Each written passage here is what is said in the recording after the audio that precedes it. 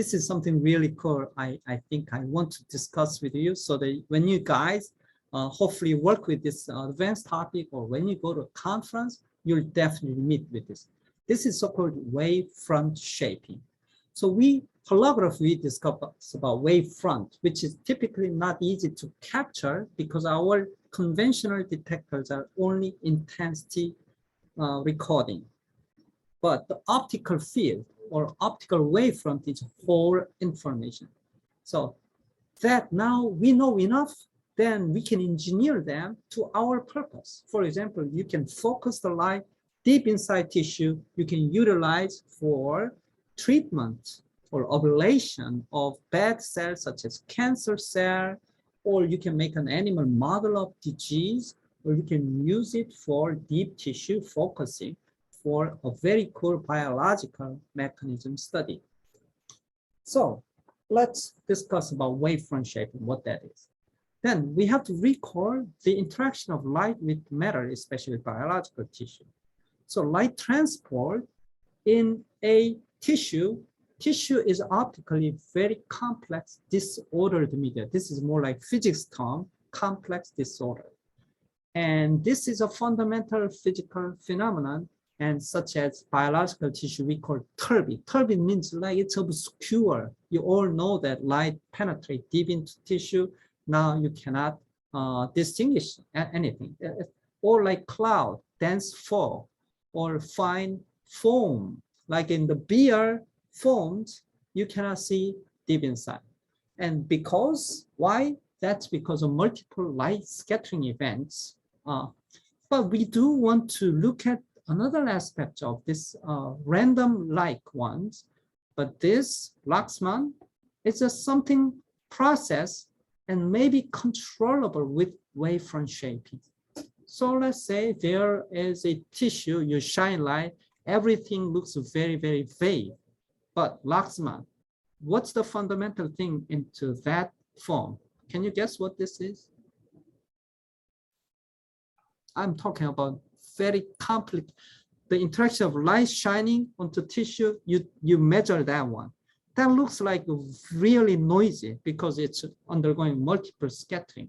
But what's the fundamental process over here? Yeah, again?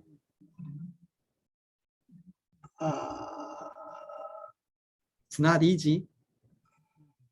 If the tissue doesn't move, this pattern doesn't move. That's the point. The point is, the pattern looks very noisy, strange. However, the pattern contains the tissue information, right? Yes, so that means it looks like noisy, but it contains this light interaction with the tissue is a fixed process. It doesn't move, change. So that we call deterministic process. Unless the tissue moves, the pattern stays still. It contains the information of the tissue. So that's a key process. What that means is, hey, if we can control this, we may get the cool things out of this. So biomedical applications of wavefront shaping, how can we apply this for our biology and medicine? Imaging and delivering light through this biological tissue has been offered target for us because you cannot see anything like in diffuse optics. It's very difficult, but because it's a deterministic process, if we can control our wavefront of light, we may be able to do the cool things. Even we can use the light for non-invasive optical diagnosis of disease if we can image even deeper inside undergoing multiple scattering process. So I'm talking about one step further from previously diffuse optical tomography. So let's just review a little bit light scattering in our biological tissue. You know, your cheek cell, you scrape out with your a spoon and then put it on your microscope. Please do this at your leisure time. This is the cells of your cheek, epithelial cells, or there could be some immune cells around. And that's, you can see because it's a single layer, it's almost transparent. Surgeonfish, wow, this is really cool. Why is this so cool? You can see inside. Why? There's a less and less scattering. It's almost transparent. So many biological tissue, you guys recall scattering versus absorption. In fact, especially this one, there's also no absorption. And many of our tissues, absorption is kind of relatively negligible many times. Scattering, reduced scattering coefficient is much bigger than absorption coefficient. How many times? Due to the time limit, I'm going to go through 10 to 100 times. So orders of magnitude high scattering. So scattering is our enemy, right? Why? You shine the light through your finger, you don't see anything except this photon blurry, and that's diffuse light. Okay. And even red color can do better than green and blue color. So our goal is imaging deep inside. That's like the holy grail of current like struggle, okay? Because using light, it's hard to image deep. Why? At the dawn of the day, you see in front. Why you cannot see clearly the point further? Because there's a foggy, and that's all scattering the photons through this, okay? So that's conventional imaging. And you recall the review when I discussed this, when you shine the light into the tissue, biological tissue, you remember mean free path between two average collisions between photons to allow us a ballistic regime, which is a ballistic microscopy such as confocal, is only about 0.1 millimeter. And when you go about 10 times, now the photon distribution, they lost the track of their origin. They are like homeless. They don't know where to go, so that you don't understand which direction they originally came from. This is the point when the photon distribution goes into diffusive regime, and that is about transport mean free path, about 10 times longer. So that distance is about 1 millimeter order. That's why all your microscopy, confocal, two photon, second harmonic, whatever microscopy cannot image deeper than 1 millimeter typically, okay? And for this process, and through this, you measure the transmission of light from Beer-Lambert's law, you realize light decays exponentially, the ballistic light. So that was described as e to the minus absorption coefficient time, or you can convert into 10 to the minus, actually molar. You can convert it to molar absorption coefficient. Now you can find out the concentration of the sample and with the respect to optical path length. So the question is, can you go deeper than? The question is, can you go beyond this with controlled light? Can you focus inside? Can you image beyond this random walk or transport mean free path? That will be a breakthrough in our history, right? So that's actually being happening right now. Can we go deeper than this? We may achieve this if we can control the wavefront from the beginning, because we know that even though this looks very random, difficult, it is deterministic multiple scattering event. So that's the point. And this scattering, like using coherent light, then we may be able to retrieve the information. So a conventional Young's double slit experiment, recall that that's two-wave interference resulting fringe patterns. That's because these 2 points are spatially coherent. It's a spatial coherence. What about the tissue or complex multiple scattering media, such as biological tissue? You send a well-controlled light. Oh, wait a second. The photon rays all like multiply scatter, and the coming out, you put your screen, what you get is only this speckle pattern. Speckle is nothing but a random interference from multiply scattered light, okay? So, however, this looks random, and many times like ultrasound, you want to study how to remove this random speckle noise. However, you look at this, this is a linear coherent process from this elastic scattering. And why this looks so ugly? Because there comes constructive and destructive interference coming at each point of space. So it appears as random. However, this is deterministic as far as this medium is still there or stationary. This and this relationship is one-to-one linear, while it looks very ugly, complicated, but it contains the information of this medium. That's the foundation of our concept of, hey, maybe we can tackle this problem. Okay, so what do I mean by that? So scattering mediums such as biological tissue, you shine a nice plane wave, you get ugly speckle pattern. But wait a second.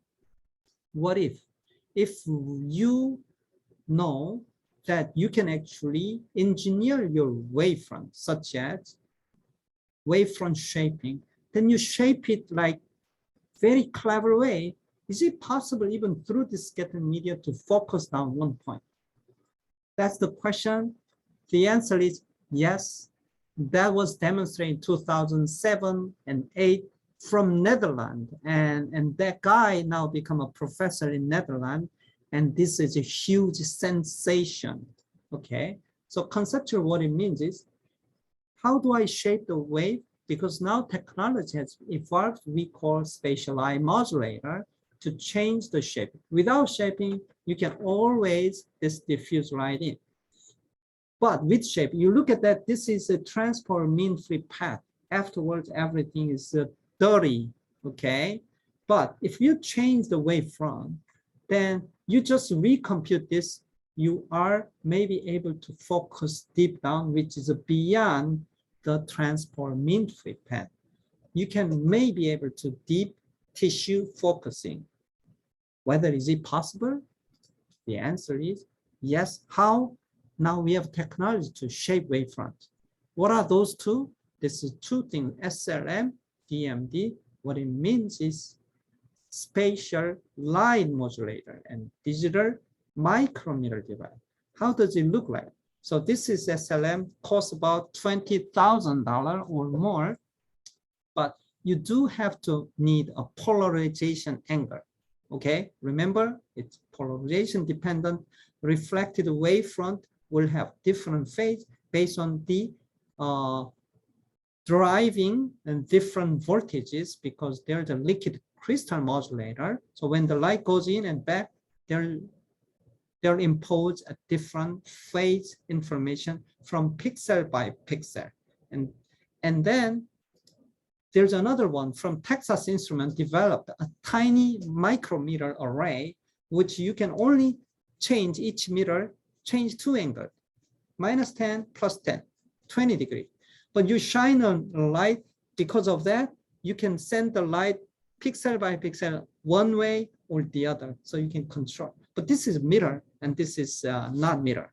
So we call this one as spatial line modulator, and this one is digital micrometer device. What are the differences? This one, because of this, you have to be slow. This one is micrometer. It's a MEMS, so-called micro electromechanical system. You can be very fast, such as like 27 kilohertz. And this one's a mirror base. Cost is similar, and actually this one's more cheaper. And we do have this one as well, and this one too. And I'm going to share that with you. So we have a tool to shape our wavefront. So as previously, we ask like strongly scattering sample, you send the light, you'll get all this speckle. But the guy who originally did has a clever idea that, hey, what if we can shape the light wavefront by spatial line modulator? Can we focus through this scattering sample? That was the question. And how can you achieve that? Okay, let's do a brutal force approach. Let's pinpoint here. You just have a detector here, and then just check about this point intensity. While changing spatial line modulator point pixel by pixel, the phase change to maximize this one, you feedback, hey, one by one, you do this tedious process. Now you can find out, you can optimize the phase distribution here to make a nice spot here. That's possible. And to make the high spot at this point, you can make other point, other point, other point. You just mix them together because light is linear combination. You send the spatial light module all this information. Look at that. You can even have multiple spots through this scattering media. And this is the phase plane. Usually this one is in your Fourier plane back again. So spatial light modulator is used to shape wavefront of the incident beam, and light modulate is programmed using feedback because you want to maximize the point from a detector placed behind. So that concept opens up the field, our idea. So now we can pursue focusing through like tissues such as complex media. And this is more of a mathematical depiction of what happens at this point. This point is literally the phasor of different electric field and sum up over here. But the process of wavefront shaping means you somehow align them together well enough that the resultant electric field at this point become very, very high. The rest is all random. Okay. So shaping modes in phase to obtain a like this constructive interference on a simple single speckle grain. The resolution is of course about the size of the speckle, and that we call another way phase conjugation. Okay, so now we've got some idea, and people also think about this in a more systematic way, like in quantum mechanics, like Heisenberg made a matrix approach to quantum mechanics, while Verner, not Heisenberg, the other guy, Schrödinger, make a Schrödinger equation. It's like similar. People can think of this as the multiple scattering media as you send that input, and you have an output, expected output. So you can make that as a matrix. I brought another one just to make it easier. So your media is like a matrix. You have an input channel, input electric field, and you will get the output electric field. And you do know what you want as the output electric field, as a, let's say, focusing through this spatial media. How that's possible? Once you figure out this transmission media containing information of the scattering medium, you can actually mathematically compute that. So why? This is deterministic. Light transport through complex media as shift invariant system. This is a more like meaning that you can contain a linear process. Okay, so linear deterministic process. Then the relationship between incidence and outgoing wave can be precisely determined. While it looks ugly and complicated, it's deterministic. So that's why this transmission matrix, once you can calculate that, you can control the field outside. However, this requires a measurement of both amplitude and, we are talking wavefront, not just amplitude, but phase together, because we are making interference of speckle fields. So that's why we learned about holography before touching on to this one, because you need to retrieve whole optical wavefront. So that's why you need holographic or interferometric techniques are required. So for that, thinking about that, you forward propagation of the wave, and you will have an ugly randomized wavefront that gives out the speckle. But wait a second, people have thought about this actually. Oh, then what if you just reverse the direction of photons backwards? That means through this thick, complicated scattering media, you may be able to send out a clean ray out. So that we call time reversal, because it's just reversing. You just movie, you are like recording and then back playing. So that we call phase conjugation or time reversal. So that's optical phase conjugation. What do I mean by this? Transforming light field as a reversed propagation direction. Just change the arrowhead, the opposite, with an unchanged wavefront. Then you will get a clean one through this. And you can make this one in digital way. So that we call turbidity suppression. What do I mean? Even through this turbid medium, you can get nice clean beam out of this. Okay, so that came out 2008 as a Nature Photonics. Now, Chang-Wei Yang's group from Caltech, and that's kind of an initial stage. So let me show you from perspective of what is wavefront shaping for. We all know resolution and penetration depth are like incompatible. Okay, always trade off. That's why it user lies here. But now, if you can understand wavefront, you actually can go even deeper with high resolution too. So this is like groundbreaking in its wavefront shaping microscopy. That's why since 2010, there are so many Nature papers that came out of this field. There's the reason, because depth penetration may be overcome. Okay, so now with that, I want to, okay, 1020. I want to go through quickly what we have done actually, optical phase conjugation. As I said, the light going through turbid media, you can use phase conjugation to reverse the time. Then what's possible is you may be able to focus down your photons deep inside the tissue. That was demonstrated by Chang-Wei Yang's group at Caltech 2012. And we just got to know that, and oh, maybe we can use it for deep tissue brain focus, because our lab was doing that. So we start to collaborate with them for non-invasive deep focusing for brain application. So we built a system with the help of Caltech. Recording part require reference beam and sample beam so that we have interference, and you can play back and monitoring, and you come back and reconstruction beam exactly the same way. And through this diffuse sample, you can send light collimating so that you can focus down to your camera through diffusive sample. So that's digital optical phase conjugation.